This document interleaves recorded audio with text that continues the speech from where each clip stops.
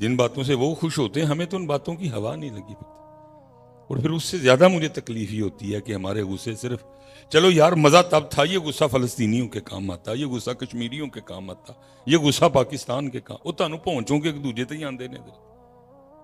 یہ سیاستدان جو حضرت جو جنہوں نے کھوکھلا کر دیا پاکستان کو، ان کی جوتیاں اٹھاتے ہو تم. میں اپنا جوتیاں کہا ہے لیکن سمجھ لو کہ میں او کے آئے او چک دے ہو تھی سارے. میں مسجد کا لحاظ کر گیا ہوں، اللہ کا گھر. جن پہ غصہ آنا چاہیے تھا، جنہوں نے تمہارے سامنے تمہاری سڑکیں بیچ دی، جنہوں نے تمہارے سامنے تمہارے ادارے بیچ دیے، جنہوں نے تمہارے سامنے تمہاری ایک ایک چیز بیچ دی، ان پہ غصہ نہیں آتا تمہیں، ایک دوجے تے آندا تھا. کیونکہ مجھے پتا ہے کہ ہم پاکستانی رج کے بزدل ہیں، کیونکہ یہ بزدل کا کام ہے. اس کو جب بھی غصہ آئے گا اس کو کمزور پہ آئے گا، طاقتور پہ غصہ آئے گا. بزدل ہیں حضرت صاحب، میں نہ کوئی ووٹ لینے نے یا میں نہ کوئی پرچیاں لینی ہیں، سیدھی سچی بات ہے. یہ بزدل کا کام ہے حضرت صاحب. ہاں میں اپنی بات نہیں کروں گا. آؤ مقدمہ ان کی بارگاہ میں لے کے جاتے ہیں جن کو دلیروں کا شہنشاہ کہا جاتا ہے، جن کو آپ بھی علی کے نام سے جانتے ہیں، جن کو میں بھی علی کے نام سے جانتا ہوں. جہاں سے دلیری اور بہادری پھوٹتی ہے، جہاں سے دلیری اور بہادری شروع ہوتی ہے، جو دلیروں کے سر کا تاج ہیں، جو پاکستان کا سب سے بڑا دلیر ہو نا، جو فوجی اعزاز ہے، اس کا بھی نام کیا ہے؟ نشان حیدر. جو پاکستان کا سب سے بڑا دلیر ہو اس کو اعزاز بھی کیا دیا جاتا ہے؟ نشان حیدر. کیونکہ حیدر دلیری کا دوسرا نام ہے. ان کی بارگاہ میں چل کے فیصلہ کروا لیتے ہیں، حضور سانو دسو اصل دلیر کون ہے. تو مولا علی کیا فرما رہے ہیں؟ فرمایا نیک وہ نہیں جس کی محفل نیک ہے، نیک وہ ہے جس کی تنہائی نیک ہے. اقوال تو کافی زیادہ ہے، میں صرف 2 پڑھ دیتا ہوں. پھر آگے کیا فرمایا؟ فرمایا دلیر وہ نہیں جڑا غصہ کر جائے، دلیر ہوئے جڑا غصہ پی جائے. وہ سانو آندا ہے، پینا آندا، اور سپیشل جگہ ماڑا ہوئے تو پھر پین دا سوال ہی نہیں اٹھتا. اور دکھ ہے کہ آندا بھی ماڑے ہوتے، چنگچی والے پہ آئے گا، ریڑی والے پہ آئے گا، سبزی والے پہ آئے گا، بیوی پہ آئے گا، ماں پہ آئے گا، ماڑے پہ آئے گا. لیکن تگڑا بھوکے کے بھوک چھپائے نہ چھپے. گھر آئے، بچوں کی امی سے کچھ طلب کیا، پوچھا کچھ کھانے کو ہے؟ انہوں نے کہا جی کچھ نہیں. امام صاحب پھر چلے گئے. اب وہ بچوں کی امی سے بھی نہیں دیکھا گیا. وہ کیا کیا انہوں نے؟ محلے میں کسی گھر گئیں، تھوڑا سا آٹا مانگ لائیں کہ جب ہمارا آٹا آئے گا تو ہم آپ کو دے دیں گے. لے آ کے گنیا، اور امام صاحب کے انتظار میں کہ امام صاحب آئیں اور تازہ آٹا گوندھ کے روٹی پکا کے دیں. امام صاحب آئے، تازہ آٹا دیکھا، پوچھا گھر میں تو کچھ نہیں تھا، آٹا کدھر سے آیا؟ بی بی صاحبہ نے عرض کی کہ فلاں فلاں گھر سے مانگ کے لائیں. آپ نے فرمایا اس کا رزق تو مشکوک ہے، اس کے بارے میں تو کوئی پتہ ہی نہیں وہ کیا کرتا ہے، وہ کیسے کماتا ہے، اس لیے مشکوک رزق نہ میں کھاؤں گا نہ میرے گھر والوں میں سے کچھ کھائے گا، کوئی کھائے گا. امام صاحب چلے گئے. وہ لکھا تھوڑی دیر بعد فقیر آ گیا. اس نے دروازے پہ دستک دی. اس فقیر کو وہ تازہ آٹا دیا گیا. ظاہر ہے فقیر کے لیے بھی پہلا موقع تھا کہ اس کو کسی نے گندا ہوا تازہ آٹا دیا. اس نے کہا یہ کیا معاملہ؟ کہ انہوں نے کہا جی امام صاحب کہہ رہے ہیں کہ یہ جن سے آٹا لایا گیا ہے مشکوک ہے، اس لیے نہ میں کھاؤں گا نہ میرے گھر والوں میں سے کوئی کھائے گا، تو پھر تو لے جا. انہوں نے کہا جڑا آٹا میرے امام نے نہیں کھانا میں بھی نہیں کھانا ہے. کیا دور تھا حضرت جب فقیروں کے بھی یہ انداز ہوا کرتے تھے. کیسا سونا دور تھا حضرت جب فقیروں کے بھی یہ انداز ہوا کرتے. فقیر بھی اتنے تقوی والے تھے. ہاں جی، اب امام صاحب نے بھی نہیں کھانا، گھر والے نے بھی نہیں کھانا، فقیر نے بھی نہیں کھانا، کرنا کی آٹے تھا. اس لیے لکھا ہے کہ اس آٹے کو دریائے دجلہ میں پھینکوا دیا گیا. امام صاحب واپس تشریف لائے، آٹا نہیں ملا. پوچھے آٹا کتے گیا؟ انہوں نے کہا جی تسی بھی نہیں کھانا، اسی بھی نہیں کھانا. فقیر نو کیا؟ وہ کہندا میں بھی نہیں کھانا، تو ہم نے دجلہ میں پھینکوا دیا. فرمایا یہ کیا ظلم کیا؟ اب تک اس آٹے کو دجلہ کی مچھلیاں کھا چکی ہوں گی. جب تک احمد زندہ رہے گا آج کے بعد کبھی بھی دریائے دجلہ کی مچھلی بھی نہیں کھائے گا. یہ پتر معیار تھے ان کے. لیکن کیا ہے، ادھا دسیا نہیں، کوئی بھی جو بولا وہ بھی آدھا ہی بولا ہم نے، وہ بھی پورا بولا. باقی پتر کئی ٹاپک ایسے جو جیسے یہ مسجد ہے، کتابیں بھری پڑی ہیں لیکن بولا ہی نہیں کوئی بھی. اس لیے اب لوگوں کو پتہ ہی نہیں یہ جگہ کیا ہے. لوگ اس کو چھوڑ کے ایم این اے اور ایم پی اے کی طرف جا رہے ہیں. یہاں آتا کوئی, یہاں ویرانی ہے, یہاں بندہ ہی کوئی نہیں. ایم این اے تے ایم پی دے گھر جڑے ویلے جاؤ دنیا کھلوتی ہے. اللہ کیا ملتا ہے. میاں صاحب نے کمال لکھ دیا, فرمایا مانگت کولو منگن والا, مانگت کولو منگن والا تے رہندا ہمیشہ خالی. اوس کی دینا دان محمد جیڑا آپی خالی. لیکن کیا ہے, کیونکہ کام ہی نہیں ہوا, اس موضوع پہ بولا ہی نہیں گیا, اس لیے اب لوگ ادھر نہیں آتے, لوگ ایم این اے اور ایم پی اے کے گھر جاتے ہیں. اللہ کیا کر سکتا ہے, کیا کر لے گا. میاں صاحب حضرت جی رولا, میاں صاحب دل پہ دستک دیتے رہے, لیکن ہم نے بھی میاں صاحب کی بات سنی, کانوں کا چسکا لیا, لیکن اس بات کو دل تک جانے دیا نہیں. میاں صاحب تو کہہ گئے آج سے 100 سال پہلے, فرمایا جے او بیلی سب جگ بیلی. کرم اتھو ہی ہونے, کرم نہ ایم پی اے آپ کام آنا ہی تے نہ ایم این اے نے آپ کام, کرم اتھو ہی. جے او بیلی سب جگ بیلی, دھیان بیلی بیلی. لیکن کوئی نہیں پتر, ایتھے ورانہ ہے, ایتھے آئی کوئی نہیں, اتھے رونکاں لگی آنے. پھر اعلیٰ حضرت نے بھی کہا جو تیرے در سے یار پھرتے ہیں در بدر یوں ہی خار پھرتے ہیں. کھاؤ تکے جا, بولا ہی نہیں گیا. بڑی شان جی, بڑا پروٹوکول اس گھر کا. اس گھر کے کیا کہنے بچے, کتابوں میں تو لکھا ہے کہ جب اس گھر کی سوائی ہوگی تو جو ذرات, جو تیلے, جو کاکھ اکٹھے ہوں گے, ان کو بھی اس جگہ نہیں پھینکا جائے گا جہاں دنیا داروں کے گھروں کا کوڑا پھینکا جاتا ہے. اس گھر کے اتنے آداب, لیکن کیونکہ موضوع بولے ہی نہیں گئے, سیکھا ہی نہیں گیا, سکھایا ہی نہیں گیا کہ یہاں آنا ہے. اور اگر یہاں آنا ہے تو کیسے آنا ہے, جڑے آن والے نے انہوں نے بھی کوئی نہیں پتا کیویں آنا. ایسے جویں آندے نے اویں. ایسا بندہ کوئی ایک مہینہ کسی ایم پی اے یا ایم این اے دے گھر آن جان لگ پے تے چمرے چ اودا بھی روب ہو جاندہ. لوگ کہندے نے بھائی سانو جنہیں اسی نمازی بیٹھے ہیں سانو زمانے ہو گئے نے اتنے آندے ہیں, ساڈا تے بنیا, ساڈا بھی بننا چاہیے سی نا. وجہ کیا ہے, سیکھا ہی نہیں کہ یہاں آنا کیسے ہے, سکھایا ہی نہیں کہ یہاں آنا کیسے ہے. تو تقریباً 6 یا 7 سال اس گناہ گار نے مسلح کی بھی ڈیوٹی کی ہے, کیونکہ پیر خانے کی طرف سے ڈیوٹی تھی اور بڑا سخت حکم تھا کہ اذان خود کہنی ہے. اذان آپ کو پتہ نا جس طرح یہ اذانیں ہماری مسجدوں میں دی جاتی ہیں, بابے ساڑھے گل مندے کوئی نہیں, نہ منہ کو دان دے, سپیکر بھی 70 سال پرانا جڑا بابا جی دے گلے وچ, لیکن وہ باز ہی نہیں آندے.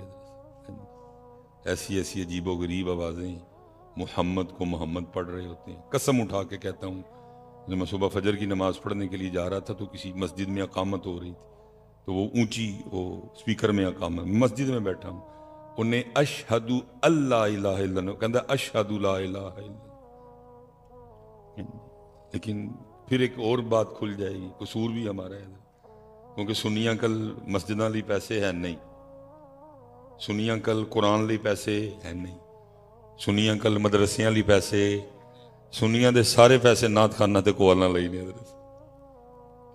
سنیاں دے سارے پیسے نعت خانہ تے کوالاں لئی نے. اینا کل دین واسطے پیسے, اس لیے حضرت جی ہر جگہ غربت ہی غربت, مسجد غربت, مدرسہ غربت, قرآن کوئی پرسانی حال نہیں ہے, نہ ہماری زندگیوں میں قرآن, نہ ہمارے معاملات میں.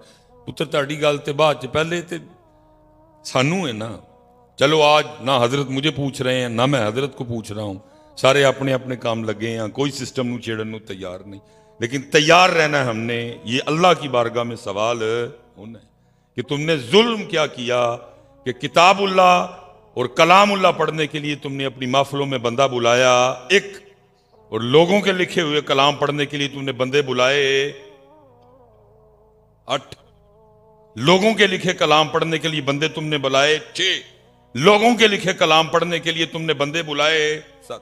حضرت صاحب جتنا مرضی کوئی شان والا ہو، لیکن اینڈ پہ لکھنا پڑے گا یہ کلام کسی انسان کا، وہ اللہ کا کلام ہے، ٹھیک ہے جی۔ لیکن ظلم کیا ہوا ہے ہمارے سٹیجوں پہ، اللہ کا کلام پڑھنے کے لیے بندہ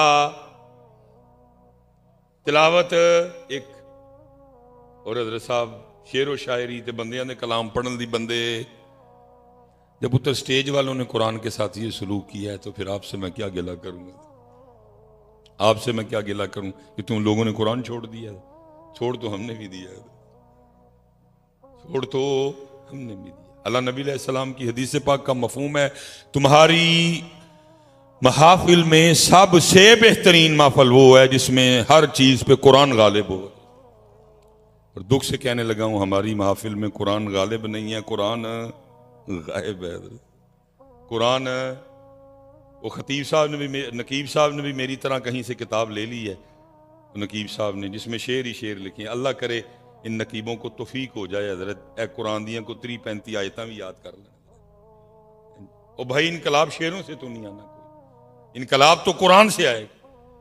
حضور نبی علیہ السلام نے فرمایا جیسے دلوں کو زنگ لگتا ہے، جیسے لوہے کو زنگ لگتا ہے دلوں کو بھی لگ جاتا ہے۔ صحابہ نے عرض کی سونے محبوب جب لوہے کو زنگ لگتا ہے ہم مختلف طریقوں سے اتارتے ہیں، دلوں کو زنگ لگ جائے تو کیسے اتارنا ہے؟ فرمایا قرآن پڑھ کے اتارنا، موت کو یاد کر کے اتارنا۔ زنگ تو قرآن سے اترنا ہے کہ شعروں سے اترنا ہے؟ ٹھیک ہے پڑھو شعر، کس نے روکا یار؟ کو قرآن بھی تے پڑھو یار، قرآن ہے ہی کوئی نہیں ہے۔ جب ہم نے قرآن کے ساتھ یہ سلوک کیا تو پھر ان سے کیا گلا؟ اور میں حیران ہوں کہ حضرت سناتے کچھ ہیں کرتے کچھ ہیں۔ سناتے کیا ہیں کہ حضور غوث اعظم رضی اللہ تعالیٰ عنہ ہر رات ایک قرآن پڑھتے تھے۔ سناتے یہ ہیں کہ حضرت خواجہ معین الدین چشتی ہر رات ایک قرآن پڑھتے تھے۔ سناتے یہ ہیں کہ حضرت بایزید ہر رات ایک قرآن تلاوت کرتے تھے۔ سناتے یہ ہیں کہ حضرت سفیان ثوری ہر رات ایک قرآن پڑھتے تھے۔ سناتے یہ ہیں کہ مالک بن دینار ہر رات ایک قرآن پڑھتے تھے۔ وہ اللہ کے بندو ان کے لیے یہ سناتے اور خود پوری رات میں صرف ایک بار پڑھتے ہو؟ وہ کم از کم یار جے نعت خان 8 بلائے دے جو کاری بھی کو 2-3 بلا لیں دے، کم از کم یہ کچھ سوچ تو لے کے جاتے، کچھ فکر تو لے کے جاتے حضرت۔ ان کو ہم اتنا قرآن سناتے، لیکن دکھ کی بات یہ ہے کہ ہم انہیں قرآن کے قریب کر سکے۔ آج کیا ہے، آج حضرت صاحب قرآن، میں چلو یہ اسپیشل جو میرے جوان بچے بیٹھے ہیں، میں نہیں کسی سے بھی کہوں گا کہ من کو اچھی جواب دے چھڑو، لیکن دئیو ضرور مٹھا جا جواب دے۔ کنی دیر ہو گئی آخری واری قرآن نو ویکھے؟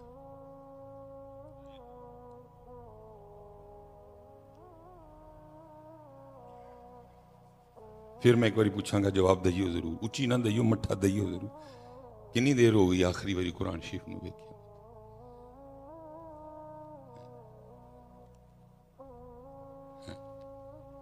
قرآن آپ کے خیال میں کیا اللہ اور اللہ کا رسول ہم سے اس باتوں پہ، انہی باتوں پہ صرف خوش ہیں کہ ہم عمرے بڑے کر رہے ہیں اور ہم محفلیں بڑی کروا رہے ہیں؟ اور جن باتوں سے وہ خوش ہوتے ہیں ان باتوں کی تو ہمیں ہوا نہیں لگی کوئی بھی۔ جن باتوں سے وہ خوش ہوتے ہیں ان کی تو ہمیں ہوا نہیں لگی۔ مثال کے طور پہ کن باتوں سے خوش ہوتے ہیں؟ وَالْكَاظِمِينَ الْغَيْظَ، غصہ پی جانا لیں تو خوش ہوں۔ وَالْعَافِينَ عَنِ النَّاسِ، وہ معاف کرنا لیں تو خوش ہوں۔ کیونکہ آگے دسے ہے کہ خوش ہوں کہ ان اللہ یحب المحسنین، بے شک اللہ احسان کرنے والوں سے محبت کرتا ہے۔ تو پتر میں تو حیران تھا، تسی مسجد مکو مکی ہوئے سونی بول پاڑ چڑھے تو ایک بندے دا پڑھ۔ ویسے جیسا میرے پاکستان کے ڈائلوگ سنو، ایسے ایسے ڈائلوگ کہ جناب اسرائیل والے نے ڈائلوگاں دا انگلش سے ترجمہ کر کے دسیے تو کدی منہ ہی نہ کرنا درد۔ اور پاکستان جی کڈے کڈے وڈے پنے ہاں وسدے، لیکن صرف ڈائلوگ۔ گجر دا ویر، گجر دا اتھرا گجر، بڈھا گجر، جٹ دا گنڈاسا، مہر دا کھڑاک، بھٹ بدماش۔ لیکن دکھ کی بات ہے یہ جو کچھ بھی ہے صرف ایک دوسرے کے لیے، جو کچھ بھی ہے ایک۔ میں بھائی آپ گجر برادری ہیں، میں تا سب تو پہلے اپنی برادری دا نام، کوئی کسی دا ڈر پار نہیں ہے۔ میں کل نو جا کے اپنے گل میں پھڑوانے نے، میں اپنی سیدھی بات کروں۔ یاد رکھی بھائی جی اتھے کو گجر بیٹھا ہے، سب تو پہلے دلیری دا میڈل میں تیرے سینے تے لاواں گا۔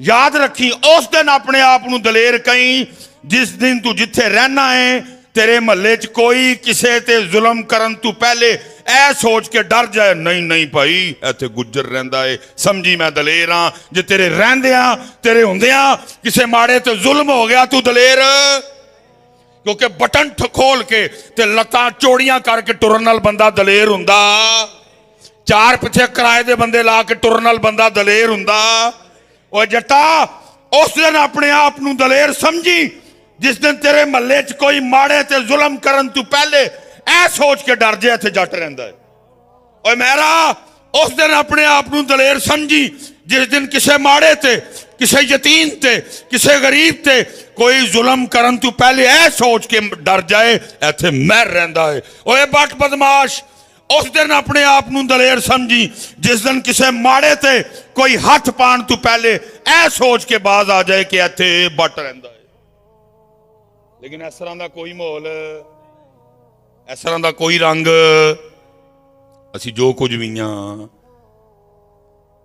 گجر نے بھی جدو وہر لیا کسے گجر نہ لی لیا بٹ نے بھی جدو بدماشی کی تھی کسے اپنے دے کی جٹ صاحب بھی جدو گنڈاسا لے کے آئے کسے ایسا مجھ سے جموں صرف 50 کلومیٹر ہے بہت باتیں سینے میں ایسی دفن ہیں جن کو میں کیمرے میں نہیں کر سکتا کیونکہ یہ بچے ہیں نہ یہ عالم دین ہے میں خود اپنے کلپ دیکھتا ہوں تو یہ میرے کلپ کے ساتھ کیا سے کیا کر دیتے ہیں بات کچھ ہوتی ہے اندھا کوڑا ہے بنا پھڑ کے کھوتا چھڑ دینے کیونکہ غیر عالم ہیں یہ سارے ان کو پتہ ہی نہیں بات کہاں سے کاٹنی تھی بات کہاں سے کیا ہوئی میں خود اپنا سر پکڑ لیتا ہوں میں نے کہنا کیا تھا انہوں نے بات میری کو بنا کیا دیا کیا کر سکتے ہیں نہیں کیمرے بند کرواؤں گا کہن گے دیکھو جی ان کہندا پیار کرو دے آپ بہت پریشان ہوں مدرسہ میں پیغام کوئی دیتا ہوں یہ میرے پیغام کو کچھ سے کچھ بنا ڈالتے ہیں ایسے ایسے میرے کلپ آتے ہیں میں خود سر پکڑ لیتا ہوں یار یہ ہو کیا رہا ہے جی اس لیے بڑی باتیں سینے میں دفن ہیں جن کو میں کر سکتا مجھ سے صرف حضرت صاحب 50 کلومیٹر ہے جموں میں اتنا حساس مزاج آدمی ہوں کہ میں جہاں وہ پلیٹ لگی ہے نا جس پہ لکھا ہے جموں 50 کے میں اس راستے سے نہیں جاتا کیونکہ میرا بھی تعلق جموں سے ہے ہم جموں کے مہاجر ہیں میرے دادا ابو جموں لیکن والد صاحب 1950 پاکستان پہ اس لیے جو مرضی ہو جائے کہیں نہ کہیں میرے اندر بھی جموں ہے کہیں نہ کہیں میرے خون میں بھی جموں